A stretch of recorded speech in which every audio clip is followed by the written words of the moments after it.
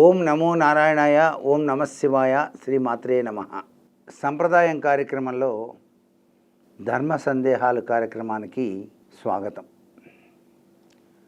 వాస్తు ప్రకారంగా ప్రతి ఇంటికి ఎన్ని కిటికీలు ఉండాలి, ఎన్ని ద్వారబంధాలు ఉండాలి అని అడుగుతున్నారు. సహజసిద్ధంగా ఎవరు వాస్తు తెలుసుకున్నా, ఎవరు వాస్తు చెప్పినా అక్కడ ఎన్ని కిటికీలు పెట్టినా, ఎన్ని ద్వారబంధాలు పెట్టినా సరి సంఖ్యలో మాత్రమే ఉండాలి. సున్నా మాత్రం రాకూడదు. సరి సంఖ్య కదండి, 10 అంటే అది కుదరదు. అది జాగ్రత్త. మళ్ళీ సరి సంఖ్య అనేటువంటిది చాలా ముఖ్యమైన ప్రభావాన్ని ఇస్తుంది. సరి సంఖ్యలో కిటికీలు, అలాగే సరి సంఖ్యలో దర్వాజాలు ఉండటం శ్రేయోదాయకవంతమైన ప్రభావాన్ని ఇస్తుంది. సింహద్వారానికి ఎదురుగా కిటికీ పెట్టడం, ప్రతి ఒక్క ద్వారబంధానికి ఎదురుగా మరొక కిటికీ ఉండే ఏర్పాటు చేయాలి. అలాగే సింహద్వారానికి 2 వైపులా కూడాను 2 కళ్ళులా 2 కిటికీలు తప్పనిసరిగా ఏర్పరచాలి. అవి సింహద్వారాన్ని ఆనుకున్నట్టుగా మాత్రం కట్టకూడదు.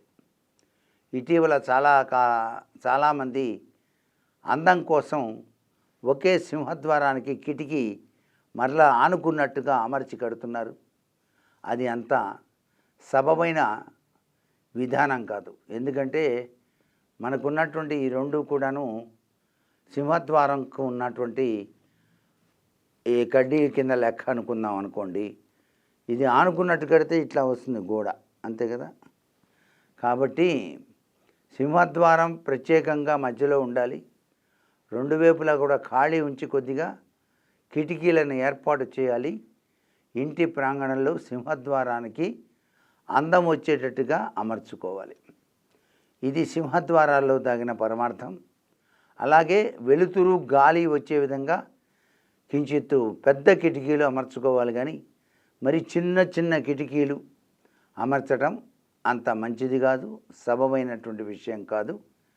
కిటికీలు ఎప్పుడూ కూడాను తూర్పు వైపు తెరిచే ఉండాలి. తెల్లవారగానే తూర్పు కిటికీ తెరిచి ఉండాలి. ఇంట్లోకి సూర్యరశ్మి పడే విధంగా గృహవాస్తు నిర్మాణం చేసుకోవాలి. సూర్యరశ్మి పడే విధంగా అంటే తూర్పు నుంచి సూర్యుడు ఇంట్లోకి ప్రవేశించేటట్టుగా, కొద్దిగా హాల్లో కొద్ది దూరం అన్నా పడేట్టుగా నిర్మాణం చేస్తే చాలా గొప్ప విశేషంగా మనం చెబుతాం. ప్రత్యక్ష సాక్షిభూత దైవం సూర్యకిరణాలు ఇంటిలో ప్రవేశించాలి. సూర్యకిరణాల వల్లే ఆరోగ్యం మనకు లభ్యపడుతుంది సుమా అంటుంది శాస్త్రం. ఎప్పుడు చీకటి గుయ్యారంగా ఇల్లు ఉండకూడదు. పొడుగ్గా ఇల్లు కట్టుకొని ఏదో 2 కిటికీలు పెట్టేసి ఒక సింహద్వారం పెడతారు చాలామంది. అది చాలా తప్పు. చీకటిమయంగా ఉంటే ఆర్థికంగాను ఆరోగ్యపరంగాను అనేక రీతుల్లో నష్టాల్ని చవిచూడాల్సిన పరిస్థితి ఏర్పడుతుంది గృహవాస్తు రీత్యా. గృహవాస్తు మానవ జీవితంలో తప్పనిసరిగా ఉంటుంది. వాస్తుని నమ్ముకున్నటువంటి వాళ్ళు ఆయుష్ ఆరోగ్యాలతో తులతూగుతారు.